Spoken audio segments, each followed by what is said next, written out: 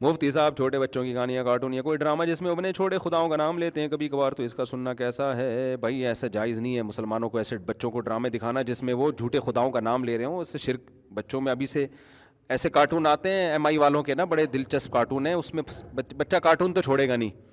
بچوں پہ بہت زیادہ پابندیاں لگاؤ تو بھی بگڑتے ہیں، سمجھ لو آپ نے بالکل ہی پابندیاں لگا دی نا کہ بس کچھ بھی نہیں دیکھنا، تو پھر باہر جا کے نا سینما گھروں میں یا ادھر ادھر نہیں، اب تو نہیں ہوتے وہ، پہلے وہ لگے ہوئے ہوتے تھے چھپڑے نا، اس کے اندر فلمیں چل رہی ہوتی تھیں، ہم یہاں سے جاتے تھے نا جامعۃ الرشید، تو راستے میں کچی آبادی آتی تھی، اس میں چھپڑے لگے ہوتے تھے، اس میں سارے چرسی جن کے پاس، غریب کے پاس سینمے کے پیسے نہیں ہے نا، وہ 5-5 روپے دے کے ان چھپڑوں میں چرس بھی ملتی تھی ان کو اور فلم بھی دیکھ لیتے تھے، وہ 2 خرچے ہو جاتے تھے ان کے۔ تو اب موبائل اتنا عام ہو گیا ہے کہ اب یہ چھپڑوں کی ضرورت رہی نہیں، اب چرسیوں کے پاس بھی موبائل ہیں، تو بچوں پہ زیادہ پابندیاں لگاتے تو پھر وہ ان چھپڑوں کی طرف جاتے ہیں۔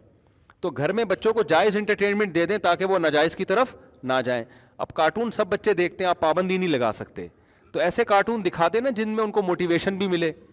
اب یہ جو بلی اور چوہے والے کارٹون ہیں نا، ان سے بچوں کے اخلاق تباہ ہو رہے ہیں،